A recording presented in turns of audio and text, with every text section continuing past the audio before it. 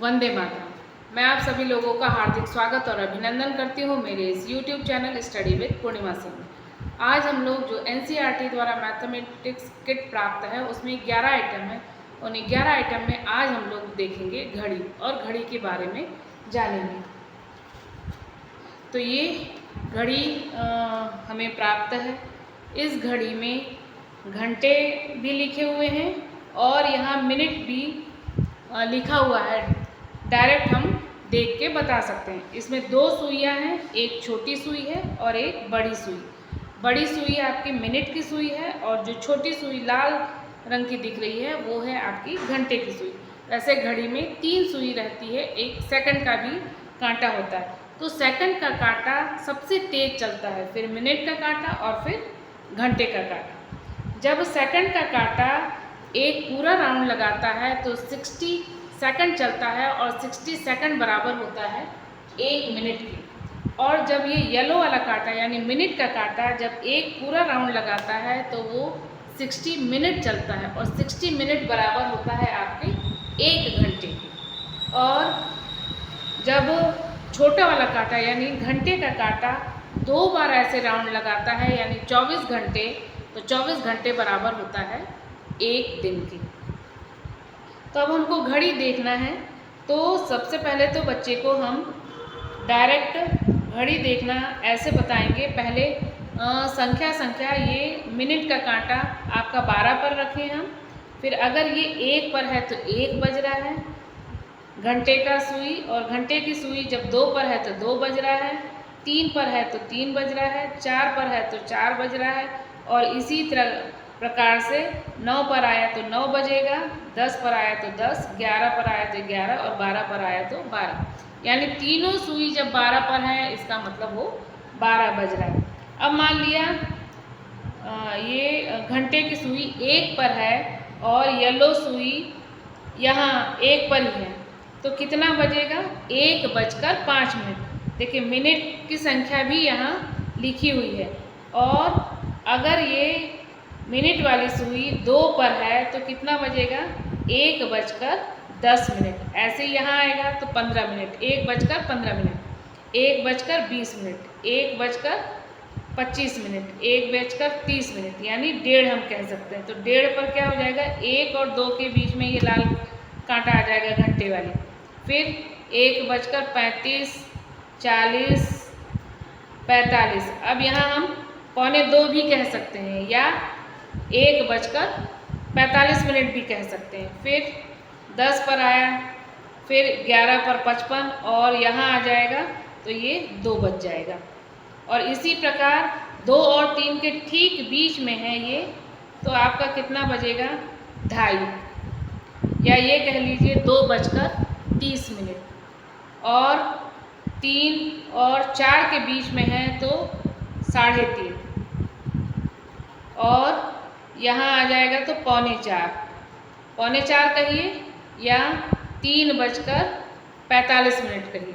तो इस तरीके से हम बच्चों को बहुत ही आसान तरीके से बच्चों को घड़ी देखना इसमें सिखा सकते हैं, क्योंकि इसमें मिनट भी इसमें अंकित हैं। उसको पढ़ना नहीं पड़ेगा कि 5, 10, 15, 20, 25 सीधे लिखा हुआ है और बच्चा डायरेक्ट देख के, ऐसे कई बार हम अभ्यास करवाएं बच्चों को तो बच्चा बहुत आसान तरीके से सीख सकता है। समय देखने की बहुत सदुपयोग बच्चा कर सकता है, समय से स्कूल पहुंच सकता है, समय देख के वो अपना सारा काम कर सकता है, समय पर निपटा सकता है। तो इसलिए घड़ी देखना आना सभी को चाहिए ताकि समय पर सारे काम पूरे किए जा सकें। फिर घड़ी में हम कोण देखना भी बच्चों को बता सकते हैं कि जब ये कंप्लीट साइकिल होती है तो वो कितना होता है? 300 पूर्ण कोण कितना होता है? 360 डिग्री। और ये 360 डिग्री 12 भागों में बटा है, तो प्रत्येक कोण मान लिया यहाँ 12 पर है और ये 1 पर है, तो कितना बजेगा? कितना एंगल बनेगा? 30 डिग्री का। अगर 2 पर है तो 60 डिग्री, और ये है तो 90 डिग्री। यहाँ है अगर स्ट्रेट है तो 180, यहाँ ऐसे भी स्ट्रेट है तो 180, यहाँ इस तरीके से है तब भी 90 डिग्री, क्योंकि प्रत्येक 2 संख्या के बीच आपका कितना डिग्री बनेगा, 30 डिग्री। वैसे फॉर्मूला भी एक है, 30h - 11/2 m। h घंटा है और m मिनट है। मान लिया 8:20 पर हमको देखना है कि कितना कोण बनता है, तो हम घंटे की जगह 30 लिख देंगे।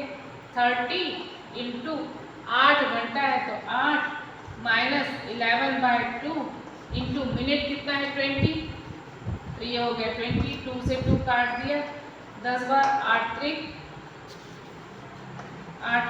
24, तो 240 माइनस 11 10 है 110, 140 में से 110 गया तो कितना हो गया 130 डिग्री। तो यानी 8:20 पर कितना कोण बनेगा, 130 डिग्री का।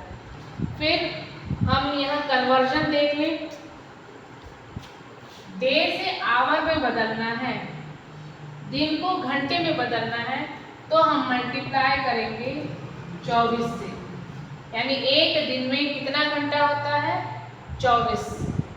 फिर अगर घंटे को हम मिनट में बदलेंगे तो किससे मल्टीप्लाई कर देंगे, 60 से। एक घंटे में कितना होता है 60 मिनट।